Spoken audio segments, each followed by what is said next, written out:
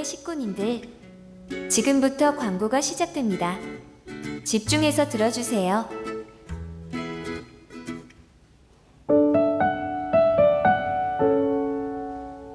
교회의 소식입니다. 예배에 참석하신 분들과 인터넷으로 예배에 참여하고 계시는 모든 분들을 진심으로 환영합니다. 예배 및 모임 안내입니다. 사회적 거리두기 단계에 준해 좌석수 20%의 인원이 4칸씩 뛰어앉아 예배 드립니다. 은혜홀에 1부 240명, 2부 240명 참석 가능하며 다른 공간에서 모임도 가능합니다. 2021년 청년 1, 2부 연합 여름수련회 안내입니다. 15일 주일 오후 2시 30분 교육관 2층 은혜홀에서 일상의 주님 더하기라는 주제로 청년 1, 2부 연합 여름수련회가 열립니다. 강사는 권진덕 목사, 김선자 사모, 이성호 목사, 김창성 목사입니다. 성도님들의 많은 관심과 기도 부탁드립니다. 요셉 장학회 2021년 하반기 장학금 신청 접수 안내입니다. 신청서는 교회 홈페이지 다운로드 교회 사무실에서 가져가실 수 있으며 교회 사무실 또는 이메일로 접수해 주시기 바랍니다. 모든 문의는 김남식 집사에게 하시기 바랍니다. 2021년 후반기 스쿨 안내입니다. 일정은 9월 8일부터 12월 중 매주 수요일 10에서 16주 과정입니다. 개설 과목 및 강사 백투 베이직 이주영 목사, 1대1 제자 양육 훈련 양육자 과정 김창성 목사, 동반 과정 1대1 양육자 과정 수료자, 구약 파노라마 권진덕 목사이며 신청 기간은 8월 15일 주일부터 29일 주일까지입니다. 수강 신청 및 접수는 사무실로 해주시고 신청서는 사무실에 준비되어 있습니다. 후반기 1대1 제자훈련 양육사역자 모집 안내입니다. 지원 대상은 사상교회 1대1 제자훈련 양육자 과정 수료자이며 사역 내용은 동반자 과정 신청자를 1대1로 양육합니다. 모든 문의는 김창성 목사에게 하시기 바랍니다. VIP 새가족을 환영합니다. 지난 주일 등록하신 새가족입니다. 새가족을 진심으로 환영해 주시고 위에서 기도해 주시기 바랍니다. 사상교회 식구님들, 지금 각자의 휴대폰을 점검하셔서 전원을 꺼주시거나 진동으로 설정해 주시기 바랍니다. 이 시간 경건한 마음과 몸가짐으로 하나님께서 기뻐 받으시는 예배되도록 최선을 다하시고 하나님께 드리는 예배와 말씀을 통해 큰 은혜 받으시기 바랍니다. 할렐루야. 네. 여러분, 오늘은 이제 8.15 76주년이 되는 그런 기념일입니다. 따로 저희들이 그 기념 행사를 하지는 않지만은 우리가 이 8.15는 우리나라 역사에 아주 참 중요한 그런 절기라고 저는 생각을 합니다. 이제 그 어떤 글에 이렇게 보니까 독일 남부에 유태인 수용소가 있던 곳에 그 출입구에 이런 글이 적혀 있다고 합니다. 역사를 기억하지 않는 자에게는 반복이라는 재앙이 반드시 임한다라고 했답니다. 그래서 우리가 불행했던 이전에 일제강점기에 그 역사를 우리가 기억하고 다시는 우리나라에 그러한 남의 식민지가 되는 그런 일이 없어야 되겠습니다. 이 모든 일에 대해서 우리 그리스도인들이 그동안에 애를 써왔고 해방을 위하여서 얼마나 또 힘써왔는지 우리가 다 역사가 있고, 그런 면에서 우리 그리스도인들은 우리 역사를 꼭 기억하고 또 그런 일들이 없도록 우리가 기도해야 될 것입니다. 아까 저희들이 이제 광고를 한 그 내용 중에 보면 이제 스쿨 안내가 있습니다. 여러분, 이제 수요일마다 이제 스쿨을 이렇게 하는 일이 이제 우리 가을을 맞이하면서 이제 저희들이 올해 2학기를 시작합니다. 근데 이제 많은 분들이 뭐 이렇게 지금 현재 코로나 상황 속에서 꼭 그렇게 우리가 해야 되느냐라고 하는 그런 분도 있겠지만, 이제 이럴수록 더욱더 우리가 훈련을 잘 해야 된다고 생각합니다. 그래서 수요일 날 이렇게 수요 기도회가 있고, 그리고 스쿨이 3개가 그때 이제 저희들이 계약을 하게 되는데, 백투 베이직은 제가 맡아서 하는데, 이 중직자들은 아직까지 받지 못하신 분들은 이 백투 베이직에 이번에 신청을 해주시길 바랍니다. 그리고 1:1 양육자 과정하고, 그리고 또 구약 파노라마, 이 일들을 위해서 지금 목사님들도 잘 준비하고 계시니까 여러분들께서 적극적으로 그렇게 참여를 해 주시기를 바랍니다. 자, 이제 우리 다 같이 자리에서 일어나시겠습니다.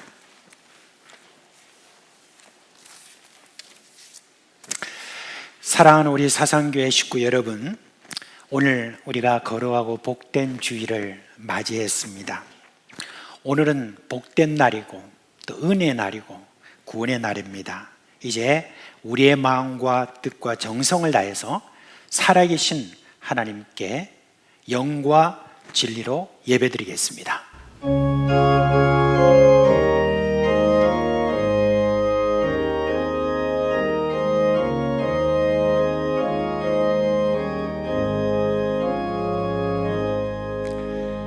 모든 영광을 받으시기에 합당하신 하나님, 우리의 찬양과 경배를 받으시고 크신 은혜를 베풀어 주옵소서. 예수님의 이름으로 감사하며 기도합니다. 아멘.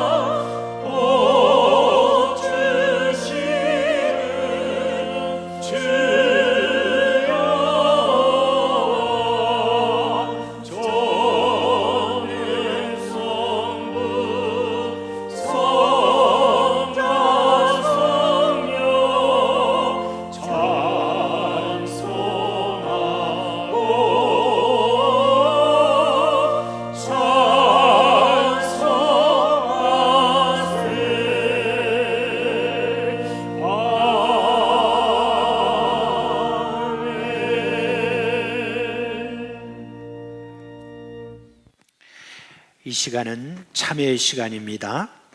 우리가 지난 한 주간 살아온 삶을 돌아볼 때 우리의 허물과 죄가 있음을 고백하지 않을 수 없습니다. 이제 이 모든 허물과 죄를 고백하고 우리 주님께서 주시는 깨끗함을 받는 그런 시간입니다. 이제 우리 다 같이 주여 한번 부르고 주님 앞에 나아갈 때 우리 간절한 마음으로 하나님 앞에 사죄의 그 기도를 하도록 하겠습니다.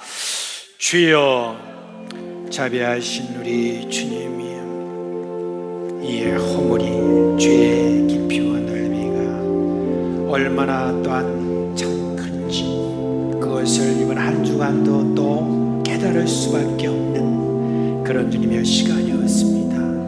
주여, 이런 모든 죄들을 주님 앞에 이 시간 고백하오니 우리의 죄를 주님이 우리의 허물을 용서하여 주옵시고 우리 주 예수 그리스도의 피로 깨끗이 씻으사 우리의 이 모든 예배를 주님의 주님께서 받아주시는 산제물이 되기를 간절히 바라옵고 기도합니다.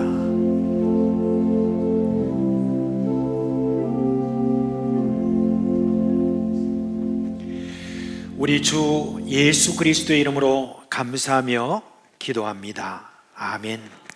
그러므로 이제 그리스도 예수 안에 있는 자에게는 결코 정죄함이 없나니 이는 그리스도 예수 안에 있는 생명의 성령의 법이 죄와 사망의 법에서 너를 해방하였습니다. 아멘.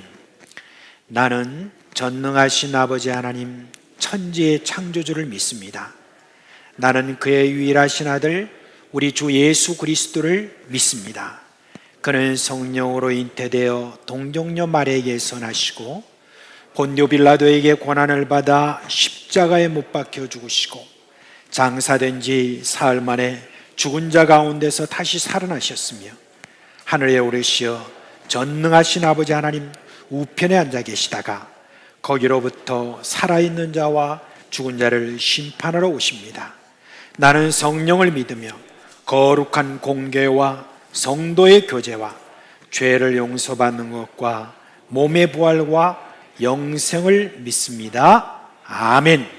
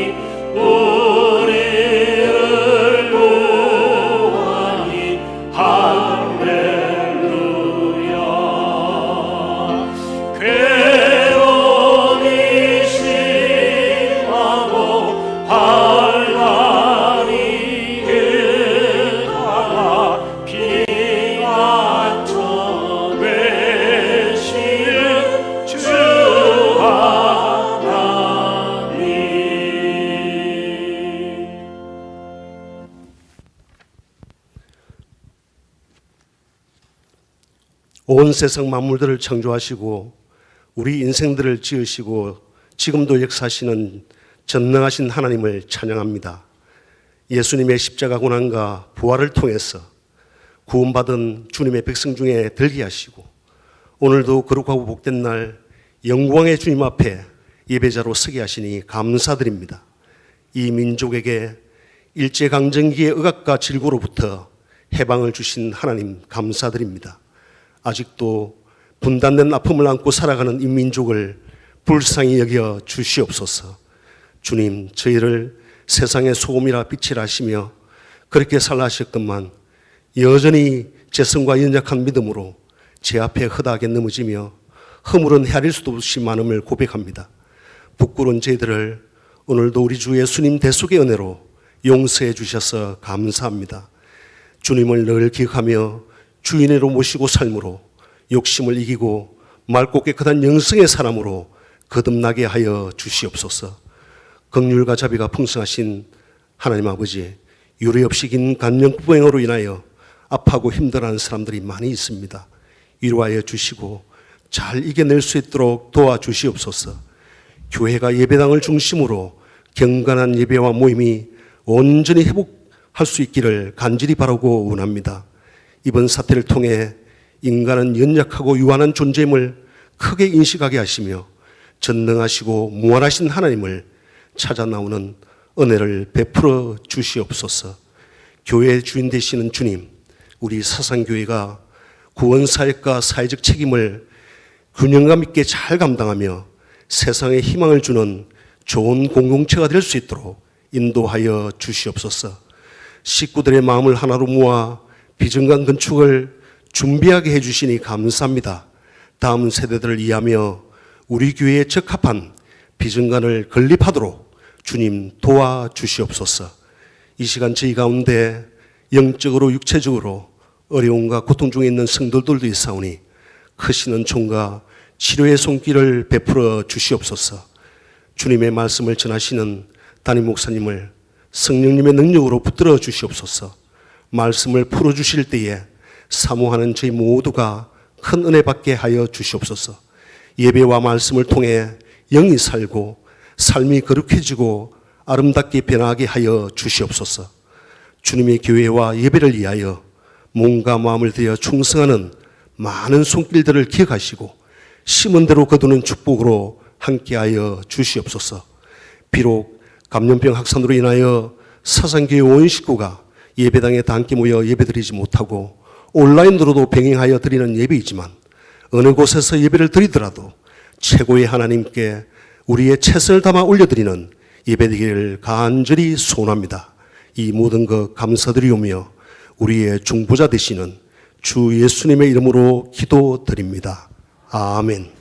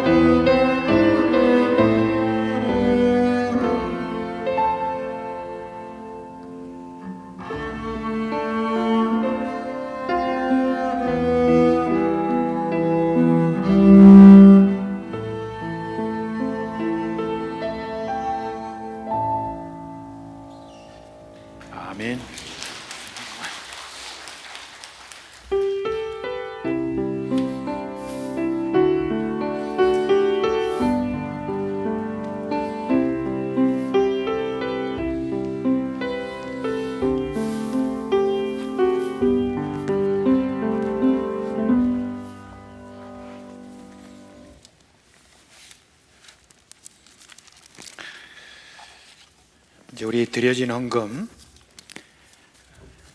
함께 하나님 앞에 봉헌하도록 하겠습니다. 기도하겠습니다.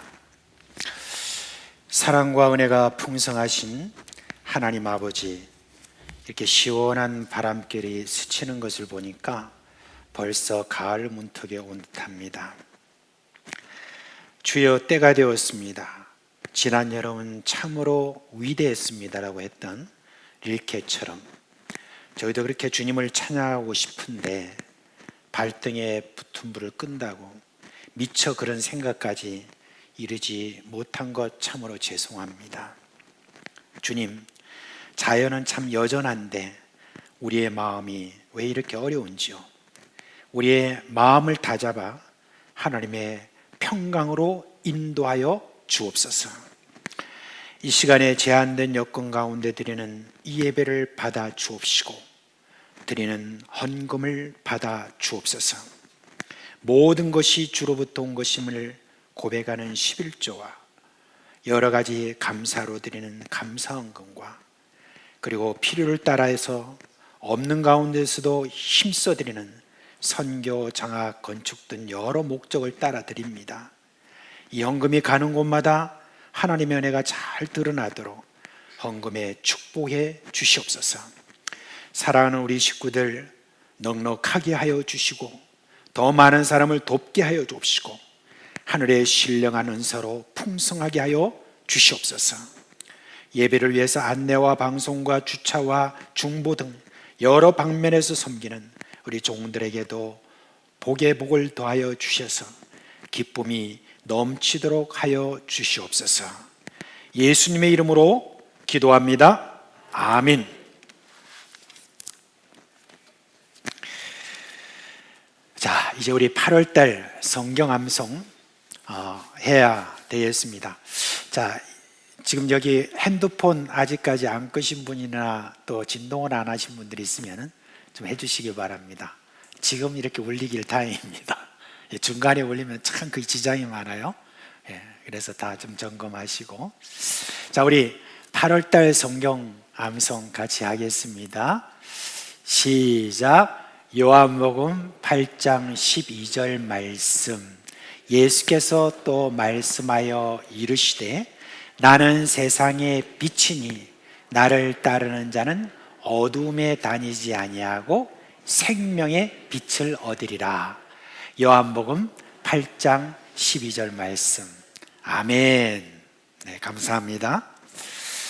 자, 오늘 설교할 말씀 우리 본문 읽도록 하겠습니다. 사무엘상 17장입니다. 사무엘상 17장 41절로 49절에 있는 말씀입니다. 사무엘상 17장 41절부터 49절에 있는 말씀입니다. 이 전체 본문 내용을 우리 한 목소리로 읽겠습니다. 블레셋 사람이 방패든 사람을 앞세우고 다윗에게로 점점 가까이 나아가니라. 그 블레셋 사람이 둘러보다가 다윗을 보고 업신여기니 이는 그가 젊고 붉고 용모가 아름다움이라. 블레셋 사람이 다윗에게 이르되 네가 나를 개로 여기고 막대기를 가지고 내게 나왔느냐 하고 그의 신들의 이름으로 다윗을 저주하고 그 블레셋 사람이 또 다윗에게 이르되 내게로 오라. 내가 네 살을 공중의 새들과 들짐승들에게 주리라 하는지라.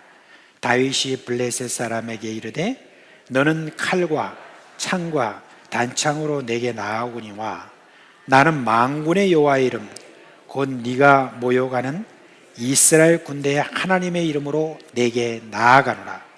오늘 여호와께서 너를 내 손에 넘기시니 내가 너를 쳐서 네 목을 베고 블레셋 군대의 시체를 오늘 공중의 새와 땅의 들짐승에게 주어 온 땅으로 이스라엘의 하나님이 계신 줄 알게 하겠고 또 여호와의 구원하심이 칼과 창에 있지 아니함을 이 무리에게 알게 하리라. 전쟁은 여호와께 속한 것인즉 그가 너희를 우리 손에 넘기시리라. 블레셋 사람이 일어나 다윗에게로 마주 가까이 올 때 다윗이 블레셋 사람을 향하여 빨리 달리며 손을 주머니에 넣어 돌을 가지고 물매로 던져 블레셋 사람의 이마를 치매 돌이 그의 이마에 박히니 땅에 엎드러지니라. 아멘. 오늘 우리가 읽은 이 이야기는요, 불신자도 알 만큼 너무나 유명한 그런 이야기죠. 다윗과 골리앗의 싸움이다 라고 하는 말은 어디다 많이 인용을 합니까? 경제라든지 그리고 또 뭐 정치, 또 나라 간 전쟁이라든지 이런 것이 있을 때에 상대가 되지 않는 그런 대결이 일어날 때 이런 말을 사용을 합니다. 지금도요, 이스라엘을 보면 이스라엘은 그 국기에 별이 그려져 있잖아요. 그게 다윗의 별이라고 이렇게 이야기합니다. 그 국기 아래서 주변에 있는 저 큰 아랍 세력을 대항해 가지고 지금도 기도 죽지 않고 그렇게 전쟁을 치러 나가는 이스라엘을 우리가 보게 되는데요, 그것을 보고 사람들은 말하기를 지금도 골리앗과 다윗의 싸움은 재현되고 있다라고 그렇게 이야기를 합니다. 이제 우리가 오늘 이 본문을 보면서 한 가지 우리가 생각해야 될 것은, 우리가 성경을 읽으면서 때로는 너무 사람의 의로움이라든지 이것에 강조하면서 하나님의 어떠하심을 우리가 지나칠 때도 있습니다. 그래도 또 반면에 하나님에게 너무 치우치는 바람에 사람의 어떠함을 잘 발견하지 그렇게 못할 때가 있는데, 그 예가 바로 이 다윗과 골리앗의 싸움입니다.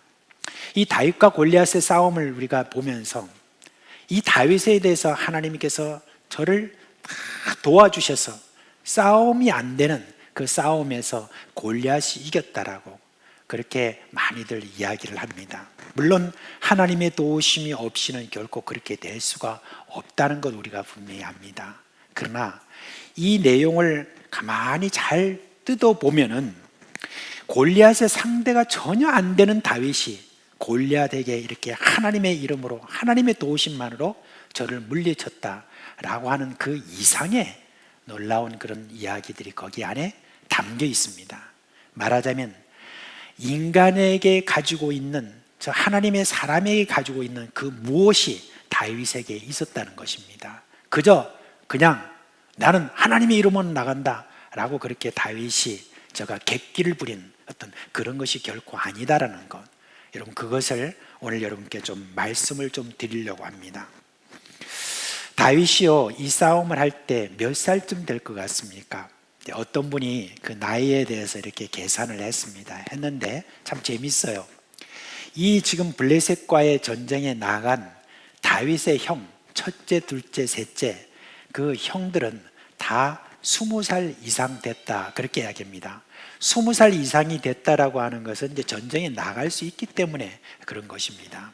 그런데 그 아래쪽에 있는 분은 넷째 형부터는 어떻습니까? 20살 아래쪽이다 라고 생각을 해서 이제 그 넷째 형이 19살 정도 생각하고 그 다음에 연년생으로 이렇게 쳐도 그래도 아무리 많이 잡아도 다윗의 나이는 15살 정도 됐을 것이다 라고 그렇게 이야기를 합니다. 좀 설득력이 있죠. 근데 15살쯤 되면은 우리나라 모든 나이로 보면 한 16살, 그러니까 지금으로 우리가 보면은 중학교 3학년 정도, 그 정도 된다고 볼 수가 있습니다. 그러니까 아직까지 다 키나 모든 것들이 자라지 않은 그런 중학생 정도의 그런 모습이다라고 여러분이 생각하면 되겠습니다. 근데 이 다윗이 아버지의 심부름을 받고 전쟁터에 이렇게 오게 되었습니다. 근데 전쟁터에 와서 보니까 팔레스틴의 거대한 한 장군이 이 골리앗이 하는 그 말을 듣고는 속에서 열불이 일어난 것 같아요. 그러자 이제 저가 나섰습니다. 골리앗이 하나님을 욕하고 하나님의 군대를 이렇게 조롱하는 것을 보면서 다윗이 내가 저 골리앗과 한번 대결하겠다고 그렇게 나서게 되었습니다. 그러자 제일 먼저 말린 사람이 누구냐면 엘리압이라고 하는 큰 형이죠. 그 형이 다윗을 이렇게 꾸중합니다. 야, 여기가 무슨 애들 놀이터인 줄 아느냐? 네가 할 일은 그냥 아버지 양을 맡아서 하는 일이니까 그냥 여기서 빨리 가라. 그렇게 한 거예요. 그러면서 이 엘리압이 또 이런 말을 합니다. 나는 네가 가지고 있는 그 교만함과 네 마음의 완악함을 내가 아느니 네가 전쟁을 구경하러 왔다. 그렇게 하면서 아주 업신여기는 그런 말을 하는 것을 볼 수가 있습니다. 이제 이 엘리압이 이렇게 이야기한 데 대해서는 우리가 형제간에 큰 형으로서 막내에 대한 걱정하는 그런 마음에서 괜히 싸움에 휘말려 가지고 얘가 개죽음을 당할 어떤 위험에 있으니까 빨리 가도록 한다는 어떤 그런 말도 되겠지만은, 그러나 이 엘리압의 말투로 보아서 평소에 이 다윗에 대해서 못마땅하게 생각한 것들이 많이 있었던가 봅니다. 그리고 많이 무시하는 그런 모습을 우리가 볼 수가 있습니다. 이제 그 말을 들은 다윗이 뭐라고 합니까? 내가 뭘 했다고 그렇게 이야기를 하는 겁니까? 다 이유가 있어서 이렇게 하는 것인데요. 이렇게 하고 이제 대꾸하는 것을 보는데, 아마 다윗도 엘리압에 대해서 좀 이렇게 기분이 나빴던 것 같습니다. 아무튼 여러분, 다윗은 앞서 말씀드린 대로 이 8 형제 중에서 막내입니다. 이제 형들이 있어요. 7 형들이 있습니다. 3 형이 전쟁터에 나갔다 할지라도 넷째부터 7째까지 여러분 4 형들이 있잖아요. 그런데 그 형들이 이렇게 목자의 일을 맡지 않고 막내인 다윗, 아직까지 다 자라지도 못한 이 다윗에게 이 목자 일을 맡겼다라고 하는, 이게 무슨 의미인가 여러분 말씀을 좀 드리려고 합니다. 여러분, 양을 친다라고 했을 때 여러분은 좀 이렇게 뭘 많이 생각합니까? 이제 보통 보면 이제 교회에 이렇게 걸려 있는 그림 중에 보면은 예수님께서 아주 하얀 털을 가지고 있는 양 새끼를 하나 딱 이렇게 안고 있고, 그리고 옆에는 시냇가가 쫙 흐르고, 그리고 아주 막 푸른 초장이 쫙 널려 있는 가운데 새하얀 어미 양들, 순놈 양놈들이 막 이렇게 있는 모습, 그 모습을 여러분들이 이렇게 기억을 많이 하실 것입니다. 근데 양을 치는 그런 곳에 가보면 전혀 다른 모습이라는 걸 여러분이 알아야 됩니다. 양을 치는 일이요, 보통 어려운 일이 아닙니다. 보통 생각하기를 양 이거를 갖다가 보통 가둬 놨다가 그 다음에 우리에 갖다 놨다가 아침이 되면 열어놔서 양이 막 가가지고 곳곳에서 풀을 뜯고, 저녁이 되면 양들을 다 목자가 몰아가지고 우리에다 집어넣고 그리고 문을 닫고, 그리고 난 다음에 자기 집에 들어와서 그냥 밤을 침대에서 잔다 여러분 생각하는데, 그거는 여러분 큰 오산입니다. 그거는 잘못 생각한 겁니다. 이 목자가 이제 그렇게 할 수 있는 기간이 있어요. 그거는 늦가을부터 시작해서 겨울을 지날 때는 아무래도 바깥에 풀이라든지 이런 것들이 자라지 못하기 때문에 그가 사료라든지 이런 것들을 이제 이용해서 그렇게 지금 할 때, 그때도 참 일이 많이 있습니다만 그때는 좀 편한 그런 시간입니다. 그러나 목자가 가장 힘드는 그 기간이 언제냐면 이른 봄부터 시작해가지고 늦가을까지입니다. 그때가 되면 이 모든 양들을 모아서 양들을 갖다가 저 위 산 쪽이나 아니면 들판으로 쫙 이제 데리고 나갑니다. 데리고 나가면은 그때부터 이 목자들은 긴장을 하게 됩니다. 왜냐하면 주변에 많은 그런 짐승들이 있고 그 짐승들로부터 지켜내야 되고, 또한 물을 먹여야 되는데, 여러분 팔레스틴 같은데 제가 있었던 키르기스탄 같은 데 막 물을 먹일 때가 천지가 있는 게 아닙니다. 물을 한번 먹이고 가려고 하면은 곳곳을 잘 찾아다녀야 되고, 그리고 여러분 팔레스틴 지역에서는 그렇게 풀이 푸른 초장처럼 대관령 그런 푸른 초장처럼 있는 그런 곳이 아닙니다. 곳곳에 풀이 좀 많이 있는 곳은 정해져 있습니다. 그런 곳을 찾아가면 벌써 많은 양떼가 와서 먹고 이렇게 하기 때문에 이 목자라고 하면은 그런 풀을 찾아서 이 양들을 먹이고 또 보호해주고, 햇볕에 그을린 어떤 그러면서 상처가 난 거 다 또 치료해주고, 그러면서 새끼를 뵈면 또 새끼를 낳게 하고 하는 이런 모든 과정들을 이렇게 생각해 보면 여러분 목자가 하는 일이 보통 일이 아닙니다. 말하자면 앞에 있는 넷째 형부터 시작해서 7째 형까지 다 이런 목자의 일을 하기를 싫어했다는 겁니다. 그러니까 막내가 이제 이 목자로서 저가 그 일을 감당을 하는데, 여러분 보통 그렇게 어렵고 힘든 모든 일들 때문에 가정에서 보통 좀 주목받지 못하는 그런 사람, 그런 어떤 형제 중에 한 사람을 보통 이렇게 보낸다는 겁니다. 그리고 또 형제들 중에서 별로 하고 싶지 않은 그런 어떤 일이 있을 때는 그러면 종을 하나 사가지고 그렇게 해가지고 그 사람이 이렇게 양을 치도록 하는 거, 바로 그게 지금 여러분 목자가 하는 바로 그런 일이다 하는 걸 먼저 여러분 생각을 해야 되는 것입니다.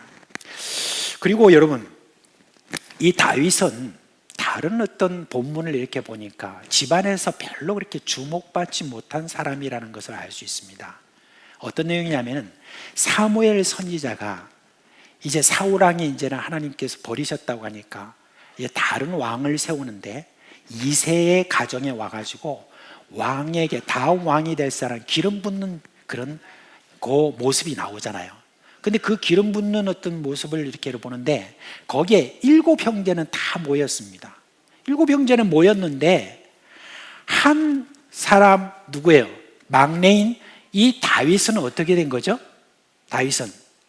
막내인 다윗은 들판에서 양을 치고 있었던 그 모습을 여러분 우리가 알지 않습니까?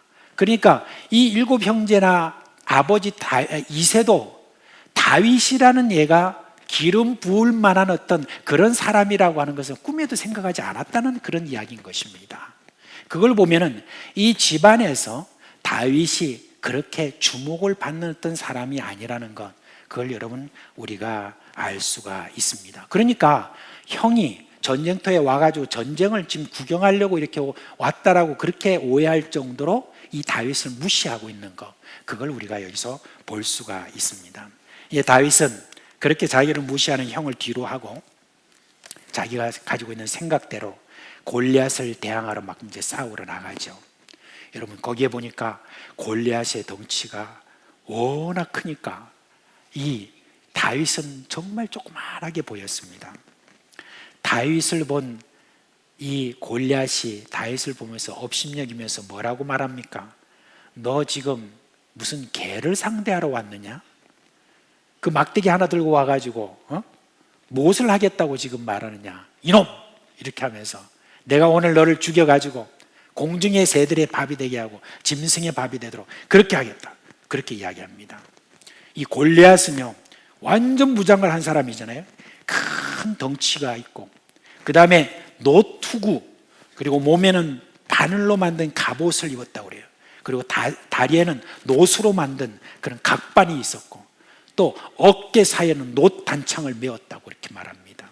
그리고 창자루가요 배틀째 정도로 길고 큰 창날은 햇빛에 비춰가지고 빛이 났습니다.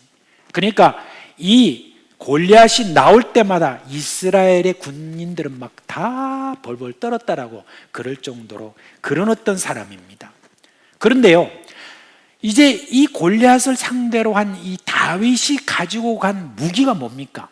그 무기가 물매라는 것이 이렇게 이제 빙빙 돌리는 끈이 달린 그런 가죽으로 좀 만든 이렇게 막 돌리는 바로 그 물매, 그리고 개울가에서 주워온 5개의 그 돌멩이, 그것만 지금 여러분 있었던 것입니다. 그게 전부예요. 근데 그걸 보면 여러분 정말 우리가 그냥 겉으로 볼 때는 상대가 안 되는 거잖아요. 이 골리앗과 이 다윗의 무장 상태라든지 뭐 힘이라든지 모든 면에서 볼 때 상대가 안 되는 바로 그런 모습입니다. 그런데요, 다윗이 그 상대로 해가지고 골리앗에게 이야기하는 거나, 그리고 또 골리앗 앞에 선 어떤 다윗의 그 담대함, 그 당당함, 이런 것들을 여러분 우리가 여기서 보게 되는데, 도대체 이 다윗에게서 어떤 근거로 그렇게 다윗이 그렇게 당당했을까요? 다윗 그 사람 아주 신앙이 깊은 사람이에요. 하나님만 다 의지하고 나갔기 때문에 승리했습니다. 여러분 그건 오해입니다. 다윗은요 자기가 뭔가 가지고 있었던 것이 있어요. 골리앗을 내가 상대로 해서 반드시 이길 수 있다라고 하는 다윗에게는 뭐가 하나 있었던 거예요. 그래서 이제 다윗이 그렇게 담대했던 것입니다. 그게 뭡니까?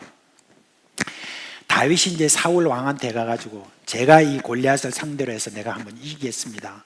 그렇게 했을 때 사울이 야, 또 조그마한 네가 그리고 네가 뭐 칼이나 제대로 다루겠느냐? 어떻게 네가 그거 가가지고 이기겠느냐? 그렇게 했을 때 다윗이 사울 왕한테 한 말이 있잖아요. 뭐라고 합니까? 제가 아버지의 양떼를 지킬 때 사자나 곰이 와서 새끼를 물어가면 따라가서 그것을 치고 그 입에서 새끼를 건져내었고 그것이 일어나 나를 해하고자 하면 내가 그 수염을 잡고 그것을 쳐 죽였습니다.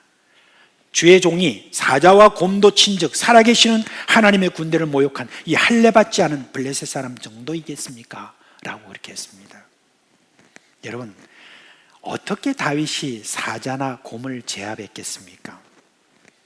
아마 물맷돌을 먼저 사용한 것 같습니다. 그 물맷돌을 먼저 딱 던져서 사자와 곰의 급소를 정확하게 맞췄다는 바로 그 이야기입니다. 그러면 푹 쓰러집니다.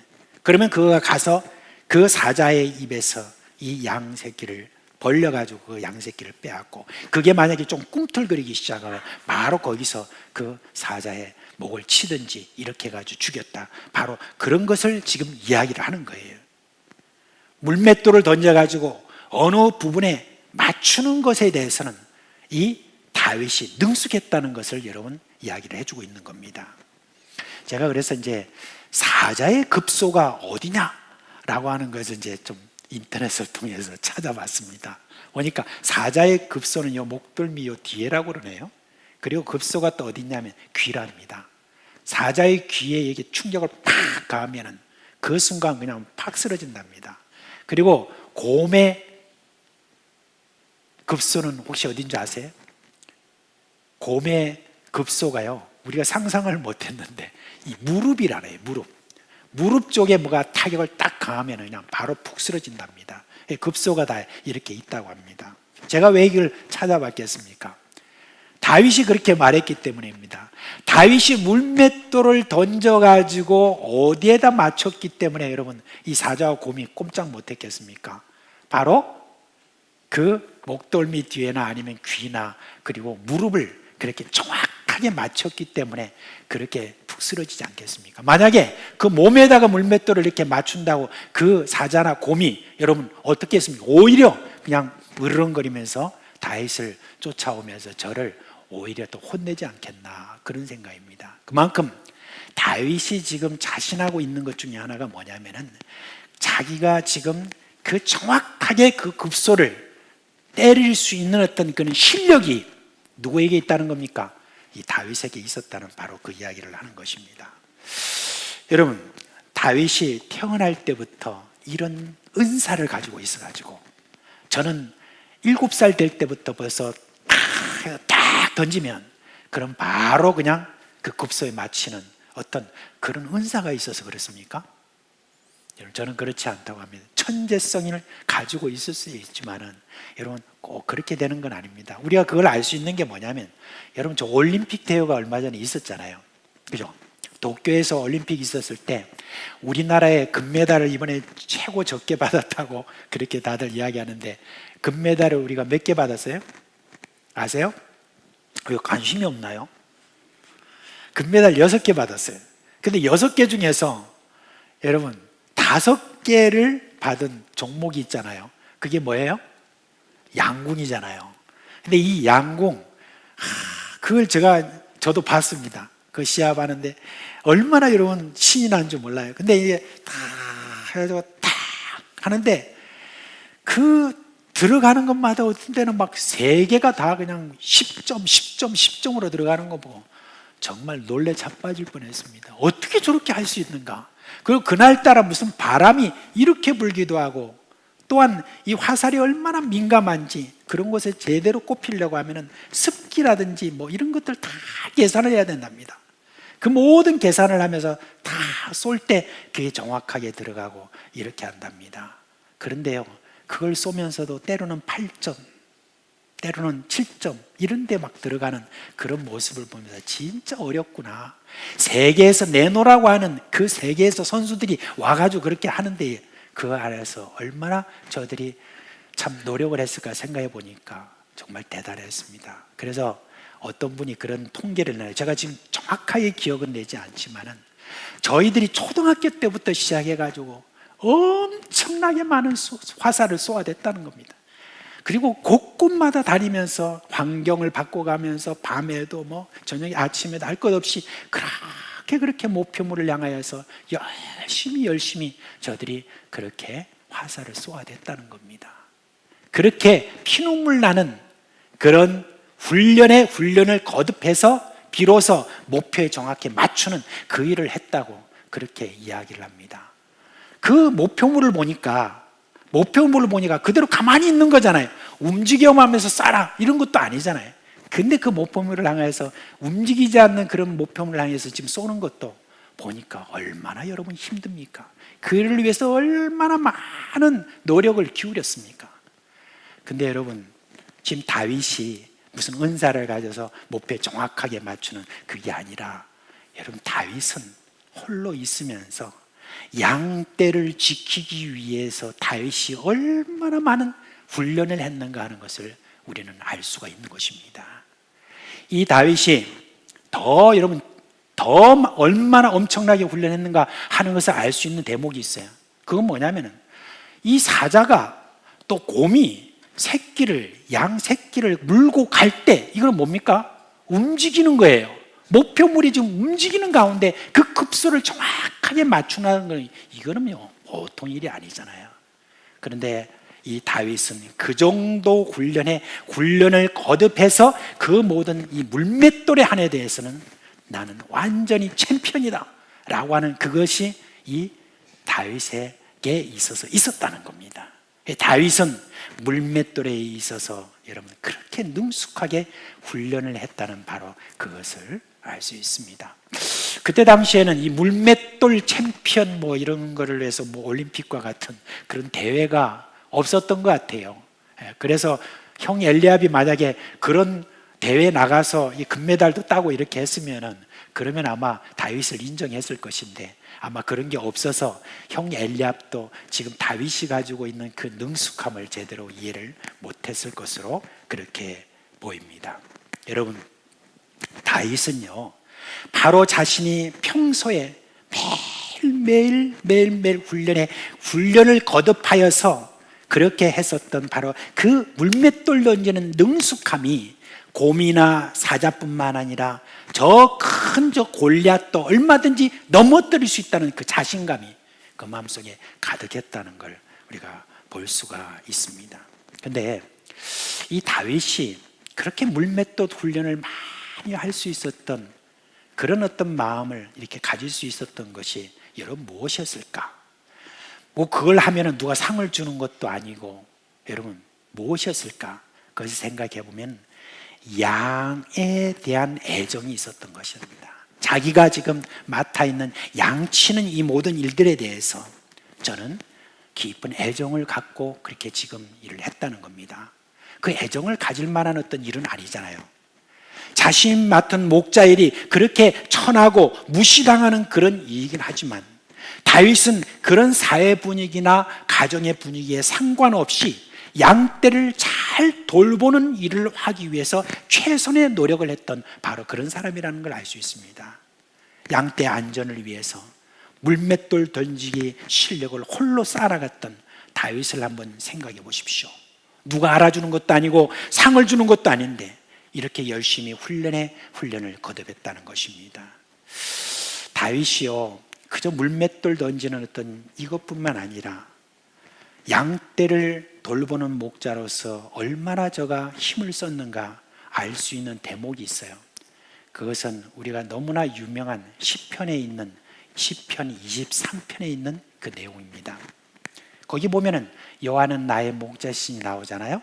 우리에게 정말 아름다운 시인데 여러분 한번 같이 한번 읽도록 하겠습니다. 여호와는 나의 목자시니 내게 부족함이 없으리로다.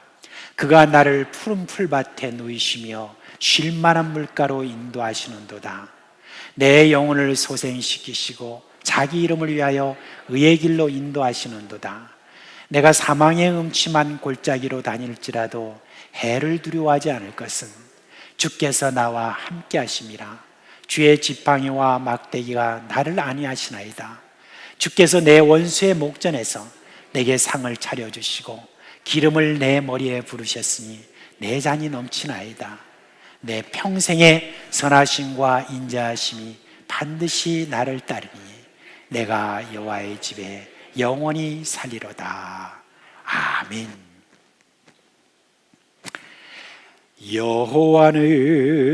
여호와는 나의 목자시니 내게 부족함이 없으리로다. 이거를 여러분 다윗이 찬송한 겁니다. 시편이라는 것은 사실 찬송이거든요. 그 다윗이 이렇게 지금 양을 돌봄에 있어서 그 내용을 보면요, 참 구절구절을 제가 볼 때, 이전에는 제가 몰랐어요, 한국에 있을 때는. 그러나 이렇게 선교사로 나가서 제가 있으면서 양을 돌보는 이 목자의 그런 어떤 삶과 그 모든 것들을 이렇게 볼 때, 여러분 이 시편 안에 있는 이 내용은요, 정말 선한 목자만이 알 수 있는 그와 같은 내용이 여기 사실 있어요. 싹군 목자들은 잘 모르는, 정말 선한 목자만이 알 수 있는 양떼를 돌보는 아주 상세한 그 내용이 여기에 기록되어 있어요. 다음에 언제 한번 시편 23편을 가지고 한번 설교를 그렇게 여러분 하면서 이 내용을 이렇게 말씀을 드리고요. 다윗이 이렇게 목자로서 들판에 있는 동안에 사람들은요, 그 들판 속에서 이 기술을 익힌 것들도 잘 몰랐을 뿐만 아니라 또한 다윗이 가지고 있는 하나님과의 관계 속에서 어떤 신앙을 가지고 있는지 그것도 잘 몰랐습니다. 그런데 그가 왕이 되고 난 다음에 지난 날을 고스란히 보여주는 그런 시편을 통해서 그가 하나님을 얼마나 깊은 관계를 갖고 있었는가 하는 것을 알 수가 있습니다. 여러분, 다윗은요, 용맹한 군인이면서도 시인이었습니다. 성경에 기록된 시편이 총 150편이잖아요. 그런데 다윗이 쓴 시편이 최소한 몇 편이냐면 73편입니다. 그러니까 약 2분의 1을 저가 썼다는 것을 알 수가 있습니다. 그 중에서 어느 시편이 왕이 되고 난 다음에 쓴 것인지 명확하지 않아요. 그런데 다윗이 어릴 때부터 쓴 시편이 거기 안에 필시 있었을 것이다라고 짐작되는 것을 우리가 많이 알 수가 있는데, 그것을 엿볼 수 있는 단서를 우리가 성경에서 볼 수가 있습니다. 여러분, 사울왕이 어떻게 됐죠? 하나님이 버리고 나니까 계속해서 악령이 와서 저를 갖다 괴롭혔잖아요. 그러니까 이제 어떤 사람이 참 어떤 음악을 잘하고 시를 잘 읽는 하나님의 사람들을 이렇게 초청해서 그 악령을 쫓아내시면 됩니다. 그걸 좀 알아봐라 했더니, 저 베들레헴 쪽에 가면은 이새의 아들 그 다윗이라고 있는데 그 아이가 좀 뭐 그런 거를 잘하는가 봅니다 라고 이렇게 소문이 좀 났던 것 같아요. 그러니까 이 사울이 어떻게 됐죠? 그러면 한번 불러봐라 해가지고 이제 불러와가지고 이제 이 다윗이 하프를 이렇게 키면서, 그러면서 저가 시를 읽잖아요. 그러면서 찬송을 이렇게 불렀겠죠. 시를 읽고 이렇게 할 때 사울을 괴롭히던 그 악령이 떠나갔다라고 하는 것을 우리가 볼 수 있지 않습니까? 그러니까 그때 그가 노래했을 때 뭐 이전에 다른 분이 지은 시를 가지고도 할 수 있겠지만, 다윗은 그때부터 뭐가 있었던 겁니까? 시심이 깊이 있었고 하나님에 대한 그 신앙을 가지고, 이 신앙의 고백을 가지고 하나님을 찬양하면서 이렇게 막 부르니까 악령이 견디지를 못하고 이렇게 떠나간, 바로 그것을 우리가 볼 수가 있습니다. 여러분, 이게 하루아침에 저에게 되어진 것이 아니라 그 광야에서 양을 치면서 저가 매일매일 단련해 나갔던 그 지금 이 물맷돌 던지는 것뿐만 아니라 저가 하나님과의 깊은 교제 속에서 오는, 때로는 외로움과 싸워가면서 우리 하나님 한번 붙들고 그렇게 하나님과 교제하는 가운데서 저에게 단련되어진 하나님에 대한 지식이요, 하나님에 대한 깊은 신앙이 저에게 있었다는 것을 말하는 것입니다. 저를 통하여서 악령이 사울에게서만 여러분 떠나갔겠습니까? 이미 그 소문이 퍼진 것을 보면 어떤 거예요? 이미 이 다윗에 대해서 사람들이 알기로는 저가 음악 치료서다 라고 하는 것으로 여러분 알려졌다라고 이렇게 하는 것을 보면은 참 다윗이 하나님과 깊은 교제 속에서 오늘날 우리에게 보여주고 있는 이 시편이 얼마나 놀라운 그런 음악 치료가 이루어지는가 하는 것을 알 수 있습니다.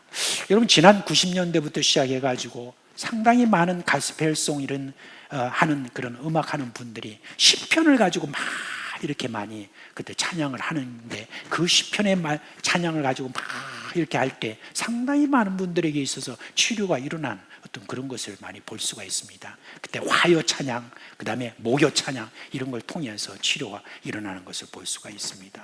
다윗은 그런 사람이었습니다.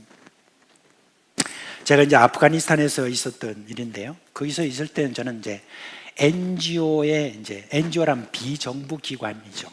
그래서 그곳에서 이제 제가 일을 이렇게 하면서 때로는 그 전쟁의 참화 속에서 사람들이 참 굶주리고 막 쓸 것이 없어서 정말 짐승처럼 살아가는 그런 사람들이 많아요. 근데 그런 사람들을 위해서 이 구호가 너무너무 중요하거든요. 그래가지고 막 이렇게 많은 물건을 트럭에 싣고, 그리고 이제 마을로 가서 한 번씩 가서 전달하고 하는데, 이번에는 아주 트럭이 한 몇 대 갈 정도로 그렇게 큰 마을, 그 큰 마을에 이제 들어서겠는데, 거기도 이제 초등학교라고 할 때 우리나라하고는 다르게 1학년부터 12학년까지 있는 것이죠. 그곳에 가니까 큰 운동장이 있어서 그곳에서 이제 전달식을 하는 겁니다. 이 전달식을 하는데 가서 이렇게 보니까 이 사람들 중에 이렇게 가만히 이렇게 보니까 어떤 사람들은 굉장히 눈빛이 반짝반짝 빛나면서 좀 살기가 있는 그런 사람들이 또 있고, 또 어떤 사람은 좀 얼굴 자체가 험악하고, 이런 사람들이 이제 많이 이렇게 모인 거예요.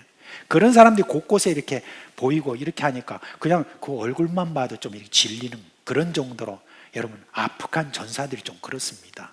이제 그런 어떤 전사들이 다 이렇게 모여있는 바로 그 마을이었습니다. 그래서 그 마을에 가서 저희들이 이제 행사를 하는데, 전달식을 해도 다 이제 이 사람 나와서 말하고 저 사람 나와서 다 한마디씩 하고, 난 다음에 이제 마지막 때, 그때쯤 되니까 다들 이제 뭘 하냐면, 이제 자, 노래 한번 합시다. 이렇게 한 거예요. 그래서 아프간 측에서 이제 먼저 나왔는데, 전사가 나와가지고 이제 노래를 하는데, 노래가 무슨 노래냐면 전쟁 노래예요. 그래, 전쟁 노래를 하니까 막 갑자기 그 있었던 군중 가운데 있었던 그 아프간 전사들이 막 우와 이렇게 하면서 막 그렇게 하는데, 아이고 옆에서 보니까 막 질릴 정도로 그렇게 막 이 사람 눈빛이 막 빛나고 살기가 있고 막 그렇더라고요. 그렇게 했는데 그게 끝났어요. 끝나고 났는데 갑자기 오늘 여기 오는 손님들 중에서 이제 누구 한 사람 노래 하나 하십시오. 그렇게 한 거예요. 그리고 우리 한국 분들이 대부분이었는데 노래 하나 하십시오. 다 선교사가 대부분이죠. 이렇게 하는데 누구도 이제 선뜻 나서기가 어려웠죠. 그때 제가 나섰을까요? 나섰을까요? 제가 나서질 않았습니다. 저기 젊은 분이 한 분이 자기가 나섰습니다. 제가 한번 부르겠습니다. 그리고 나와서 이제 나와가지고 그 황량한 들판, 그 막 그냥 그런 곳에서, 운동장에서 이제 그때 마이크도 있었습니다. 그 마이크를 딱 들고는 찬송을 하는데, 이 찬송을 부르는 거예요.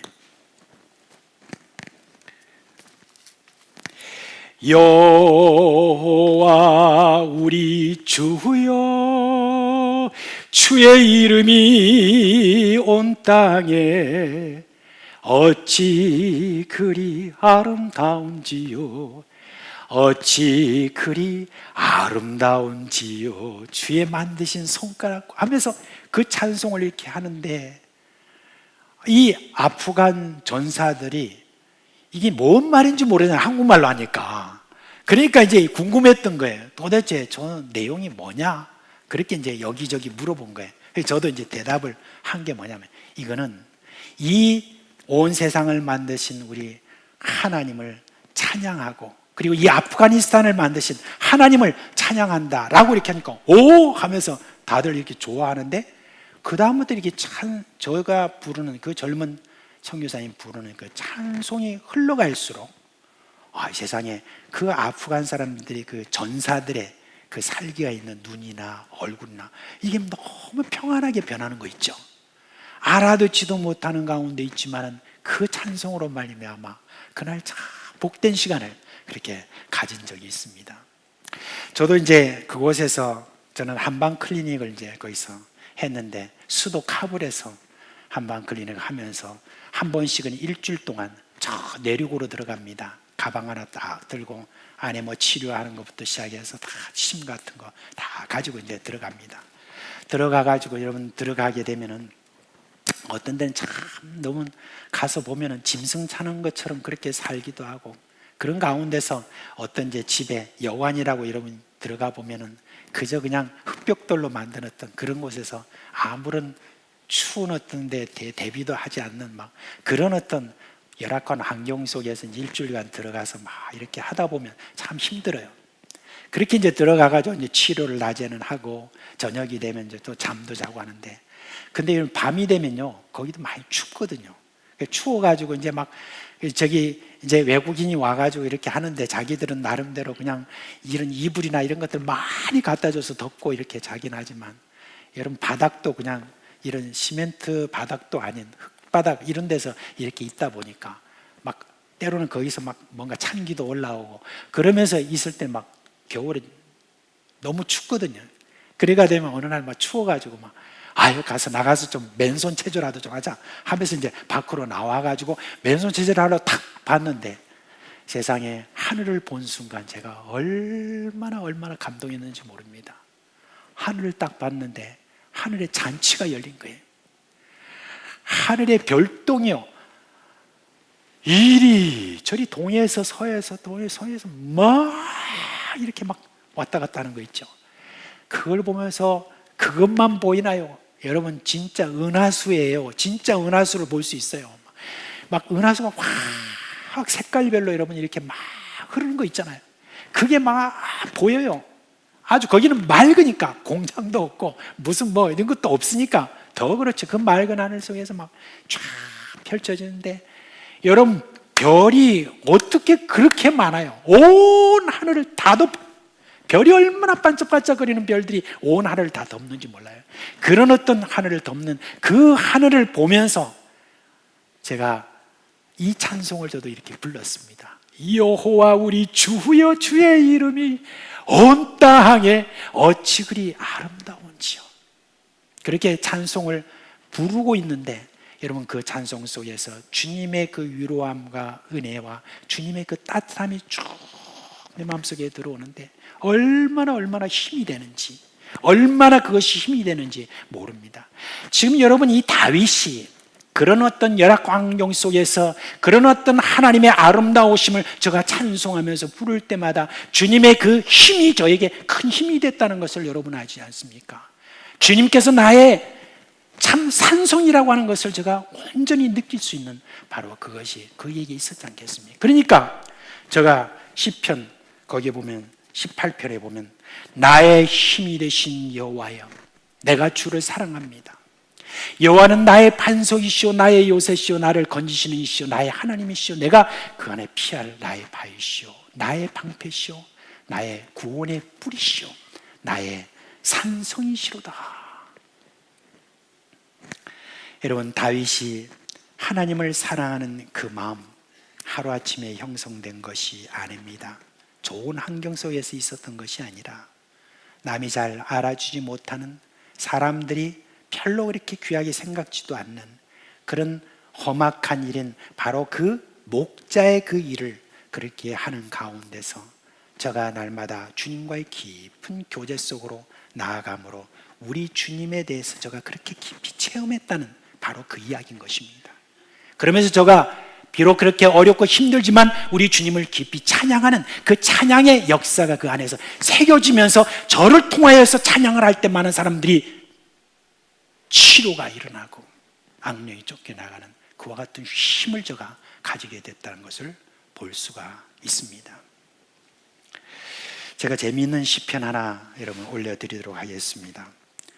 이게 나태주라고 하는 시인이 있습니다. 그죠? 여러분 그 나태주 하니까 어쩌면 트로트 가수 뭐 이제 생각하는 분들이 이렇게 있는데 그분보다 훨씬 더 참 좋은 분이 계십니다. 시인입니다. 크리스찬인데 이 나태주 시인이 쓴 시 중에 커피 향 앞에라고 하는 그 시가 있는데 한번 올려드리도록 하겠습니다. 커피가 이렇게 맛이 깊고 좋은 음료인 줄 알았다면 보다 일찍 알았다면 나 즐겨 중독자가 되었을 것이다. 하지만 하나님, 커피 향보다 당신에게 먼저 중독되었음을 오늘 나는 고백하지 않을 수 없습니다. 중독이란 단어를 부디 관용하옵소서 라고 그렇게 이야기를 했습니다. 여러분, 다윗은 그 황량하고 춥고 힘든 생활 속에서 계속 하나님에게 중독되어 간 그런 사람이었습니다. 이런 다윗이었기에 골리앗이 하나님의 이름을 욕되게 할 때 그 마음에서 막 불이 일어난 것입니다. 그래서 다윗은 골리앗을 상대로 해가지고 나갈 때 뭐라고 했습니까? 그 말을 한번 보십시오. 힘이 느껴지는 말입니다. 그 말을 우리가 같이 한번 읽었으면 좋겠습니다. 다 같이 한번 읽읍시다. 너는 칼과 창과 단창으로 내게 나아오니와 나는 만군의 여호와의 이름 곧 네가 모욕하는 이스라엘 군대의 하나님의 이름으로 내게 나아가노라. 오늘 여호와께서 너를 내 손에 넘기시니 내가 너를 쳐서 네 목을 베고 블레셋 군대의 시체를 오늘 공중의 새와 땅의 들짐승들에게 주어 온 땅으로 이스라엘에 하나님이 계신 줄 알게 하겠고 또 여호와의 구원하심이 칼과 창에 있지 아니함을 이 무리에게 알게 하리라. 전쟁은 여호와께 속한 것인즉 그가 너희를 우리 손에 넘기시리라. 여러분, 힘이 느껴지지 않습니까?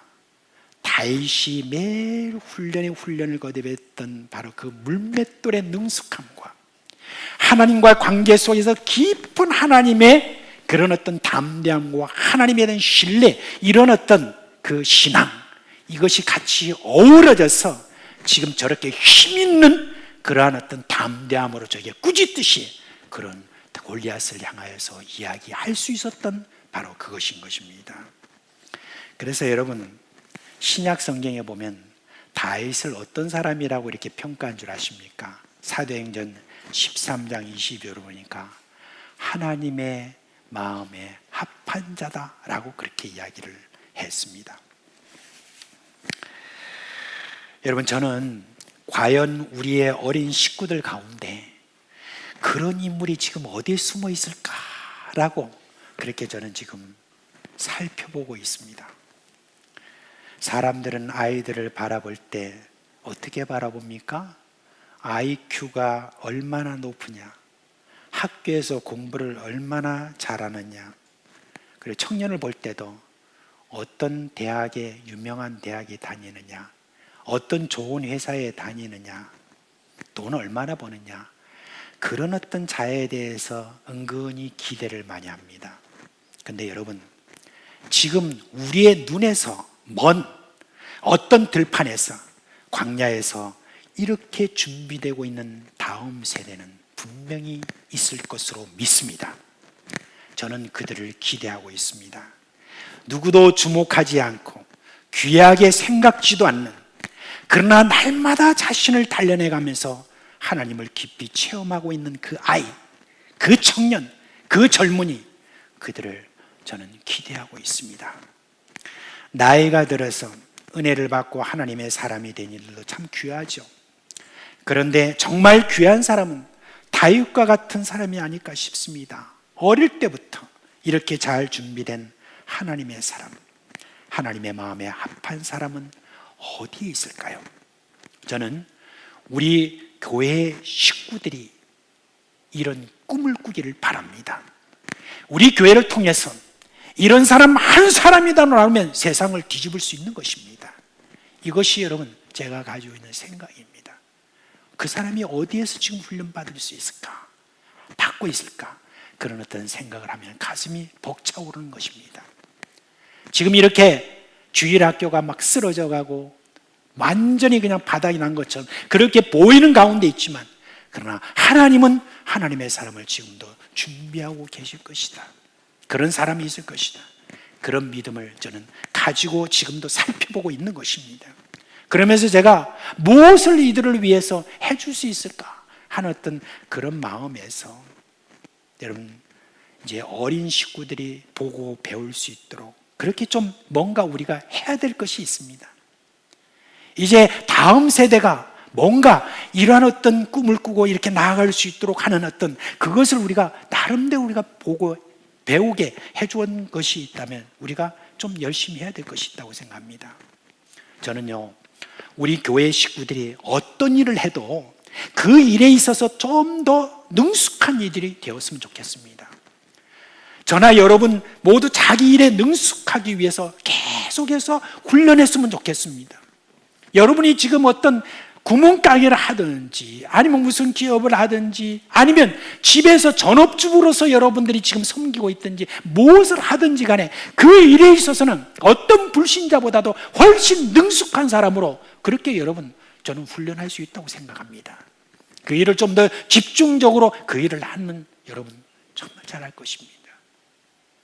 무슨 서비스업을 한다고 그럴 때 어느 곳에 가서 이렇게 배달을 한다 할지라도 그 일을 아주 능숙하게 연구하면서 계속 어떻게 하면 잘할 수 있을까라고 하는 어떤 그 생각을 가지고 있는 사람은 그 능숙함이 결국 여러분 하나님의 눈에 띄게 되는 것이고, 그리고 어떤 말씀에 보니까 왕 앞에 서게 될 것이다라고 잠언 22장에 보면 나와 있습니다. 여러분 우리가 열심히 내가 지금 하고 있는 이 일을 귀하게 여기고 그 일에 능숙하기를 여러분이 원하고 훈련을 거듭하는 그 움직임이 우리 안에 있다고 한다면은 여러분 우리 다음 세대는 그것을 보고 격려를 받을 것입니다. 그리고 여러분 우리가 교회 섬김을 하는 데 있어서 여러분 교회 섬김을 하는 데 있어서 좀 전문가가 됐으면 좋겠습니다. 교회 섬김을 있는 데 있어서 그냥 대충 내가 직분을 가지고 있으니 그저 그냥 대충 이게 아니라 교사를 해도 좀 전문가적인 그런 어떤 전문인이 되고, 또한 찬양을 해도 찬양대 내가 성가 대원이 된다고 할지라도 좀 전문가적으로 자기가 다 좀 훈련을 할 수 있는, 그리고 안내를 해도 전문가적으로, 그리고 또 방송 무엇을 해도 여러분 능숙한 자가 되기를 바랍니다. 여러분 그 능숙함 속에서 오는 게 뭔지 아십니까? 그 능숙한 서비스를 받는 그 사람들에게 안에 뭐가 오는지 아십니까? 감동이 오는 겁니다. 감동이 오는 거예요. 그걸 여러분이 많이 체험하고 있지 않습니까?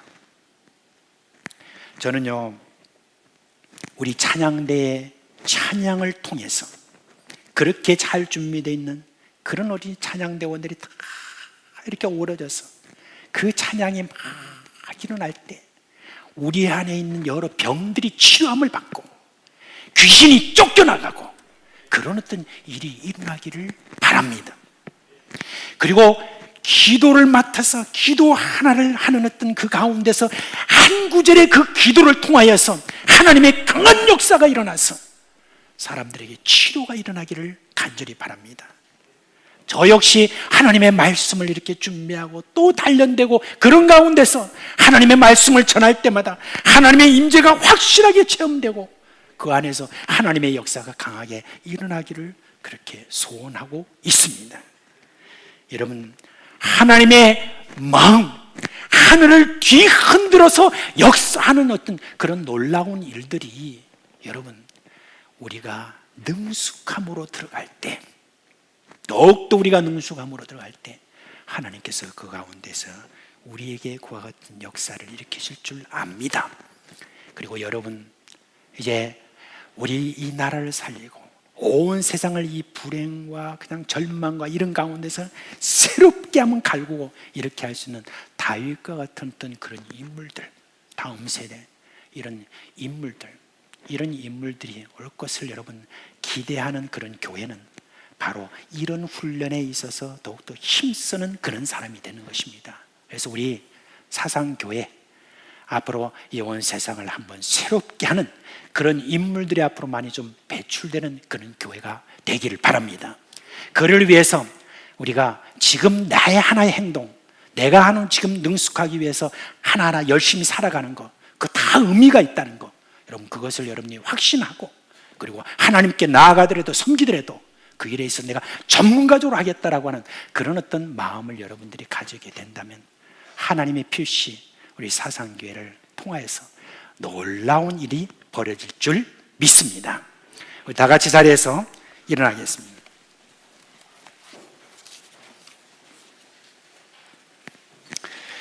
우리 찬송가 516장 함께 부르겠습니다.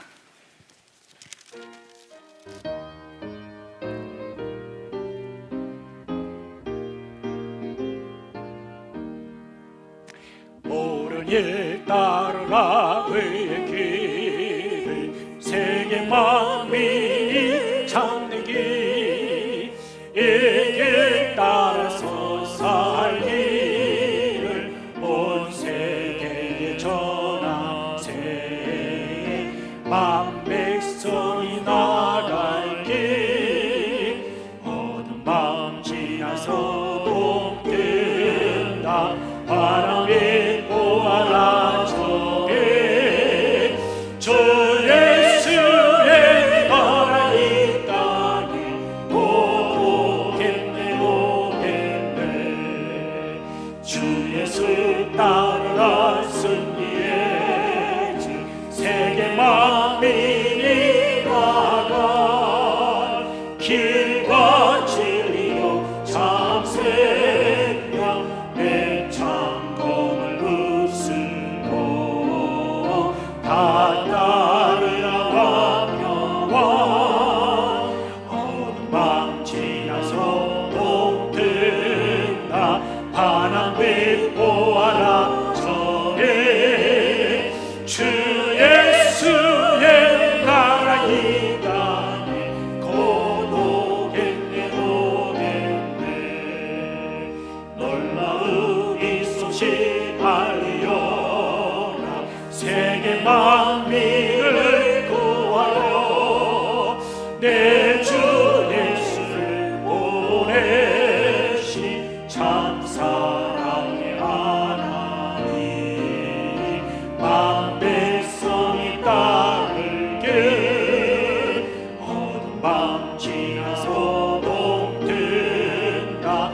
바람빛 보아라 저게 주 예수의 나라 이 땅에 곧 오겠네 오겠네. 고난길 헤치고 찾아온 길, 많은 백성을 구한 길, 모두 나와서 믿으며 온 세상이 마치네. 이 주를 살겠네. 어두운 밤 지나서 동뜬다. 바람이 보아라 저게 주 예수의 나라 이 땅에 곧 오겠네 오겠네. 우리 주 예수 그리스도의 은혜와 하나님 아버지의 그 크신 사랑과 성령의 우리 가운데 계시면서 일으키는 그 모든 생명의 크신 역사가 사랑하는 우리 식구들의 머리 위에와 그 가정과 그 생업에 영원토록 함께 있을지어다. 아멘.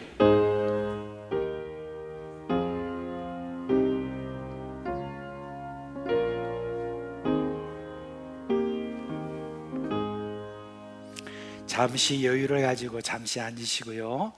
이제 우리 좌우에 있는 뒤에 앞뒤로 있는 분들한테 이렇게 하나님의 평강을 좀 여러분이 인사해 주셨으면 좋겠습니다. 샬롬. 네. 자, 이번 또 한 주간 주님께서 주시는 은혜와 평강이 여러분의 가정에 함께 하시기를 주님의 이름으로 축원드립니다.